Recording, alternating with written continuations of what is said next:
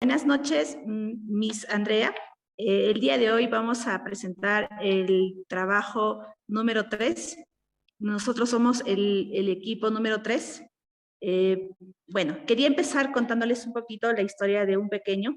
Es un niño que cree que la luna y las estrellas lo siguen cuando él sale a hacer un paseo nocturno. Pero al día siguiente se entera que sus compañeros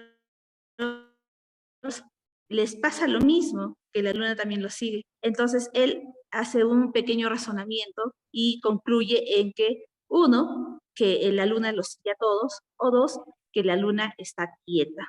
Es así que podemos ver que desde pequeños nosotros nos desarrollamos en diferentes aspectos, ya sea en lo físico, emocional y en lo cognitivo, porque este pequeño está analizando la situación. En esta presentación veremos algunos aspectos sobre los enfoques piagetanos. También veremos algunos avances cognitivos, aspectos inmaduros del pensamiento preoperacional.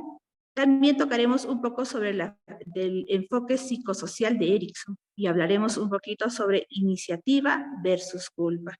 Sin más que decir, Miss, le doy pase a mi compañera Caroline para que pueda hablarnos un poquito más sobre este tema. Buenas noches, profesora y compañeras. En esta ocasión, me tocó lo que es enfoque piagetano. Jean Piaget fue un biólogo y epistemólogo suizo que se dio entre 1896 a 1980. Dedicó gran parte de su obra científica a las investigaciones psicológicas, siendo reconocido principalmente por sus contribuciones al desarrollo cognitivo del niño y del adolescente. Piaget también descubrió que el proceso cognitivo sucede en 4 etapas cualitativamente distintas que representan patrones indispensables, ¿no? Se tiene sensoromotora, que se da entre 0 a 2 años, la preoperacional entre 2 a 7 años, las operaciones concretas está entre los 7 a 11 años, y operaciones formales, que se da de entre los 11 años hasta la adultez. Al inicio de esta etapa preoperacional, Piaget se da con la adquisición del habla, dice, ¿no? Que es un rasgo más importante y definitorio. Los niños empiezan a comprender símbolos y a practicar luego símbolos, pero aún no son capaces de entender ni aplicar la lógica concreta. Por ejemplo, ¿no? Supongamos que el niño organiza 2 filas de bloques de tal manera que una fila de 5 bloques es más larga que una fila de 7 bloques. Ejemplo, también tenemos hacer ruido al golpear,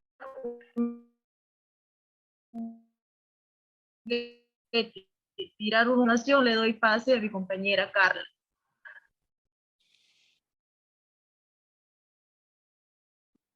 Bien, en esta etapa preoperacional nosotros tenemos 4 subetapas. La primera es función simbólica. Esta es la capacidad que tiene el niño de representar mentalmente un objeto o un acontecimiento no presente. Esta se expresa mediante el juego simbólico, el modelado, el dibujo y el lenguaje. Por ejemplo, el niño puede coger una escoba y puede montarse sobre ella imaginando que es un caballo. A esto le llamamos juego simbólico.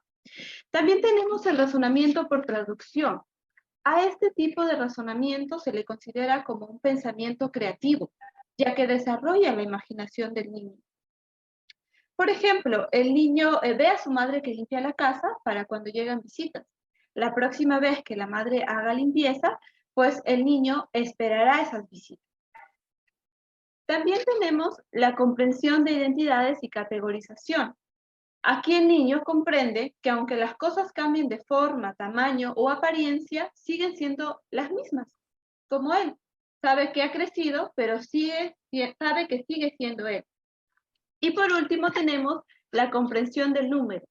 Aquí el niño comprende que se limita, ¿no? Al inicio se limita solo a comparaciones, comparar de muchos o pocos objetos. Pero ya después el niño puede llegar a contar de 20 a más. Ahora le doy pase a mi compañera Diana. Gracias, compañera. Continuando con el tema, hoy voy a hablar sobre los aspectos inmaduros del pensamiento preoperacional. Primero tenemos la centración. ¿Qué es la centración? Es la tendencia del niño a concentrarse en un solo objeto o situación, ignorando otros. Se va a concentrar en ese objeto nada más. Pero ¿qué pasa si el niño presta atención a otros objetos? Ahí se le llama descentración. Egocentrismo es la incapacidad del niño de considerar el punto de vista de otra persona. Es decir, todo va a girar sobre sí mismo. También tenemos la conservación. El niño no entiende la importancia de las transformaciones entre estados. En otras palabras, el niño es incapaz de conservar las características de un objeto cuando éste es cambiado. También tenemos el animismo, que es la creencia que objetos inanimados tienen vida y sentimientos. Esto lo podemos ver cuando los niños le ponen voz a sus juguetes o cuando también les hacen hablar a sus juguetes o empiezan a conversar con ellos. Ese es un ejemplo de animismo. Gracias, profesora, y voy a dar paso a mi compañera Sara. Gracias, Diana. Yo les voy a hablar del enfoque psicosocial de Erikson. Erikson es conocido por su trabajo de la teoría de los estados de Freud. Establecía que el desarrollo funciona a partir de un principio epigénico.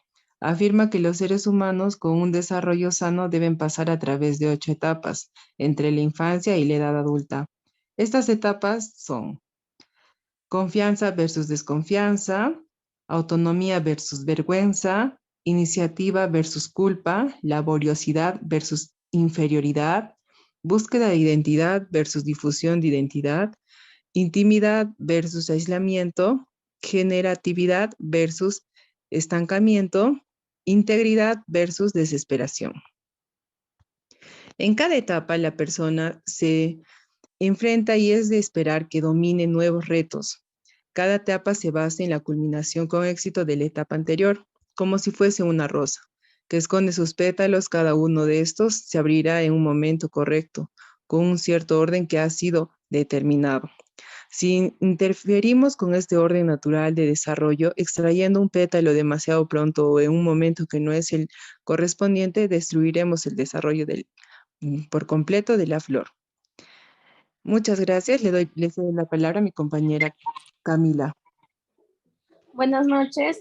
Voy a hablar sobre la iniciativa versus culpa. Este es el estadio genital locomotor o la edad del juego, desde los 3, 4 hasta los 5, 6 años. La tarea fundamental es la de aprender la iniciativa sin una culpa exagerada. La teoría de Erikson del desarrollo psicosocial está formada por 8 etapas distintas, cada una con 2 resultados posibles. La terminación exitosa de cada etapa da lugar a una personalidad sana y interacciones acertadas con los demás. El fracaso puede dar paso a una capacidad reducida para terminar las otras etapas y por lo tanto a una personalidad y un sentido de identidad personal menos sano. Sin embargo, estas etapas se pueden resolver con éxito en el futuro. Voy a dar paso a mi compañera Amalia. Gracias. Gracias. En el caso de las conclusiones, el enfoque piagetiano nos indica Piaget que el desarrollo cognitivo llega a ser un proceso que cada persona adquiere por medio del aprendizaje y experiencia del cual inicia en la infancia. Asimismo, el enfoque psicológico de Erikson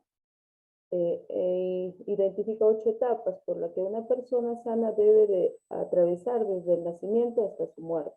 Tenemos en cuenta en cada una de las etapas nos encontramos con diferentes necesidades y llegamos a conocer a personas que influyen en nuestro comportamiento y aprendizaje. Muchas gracias.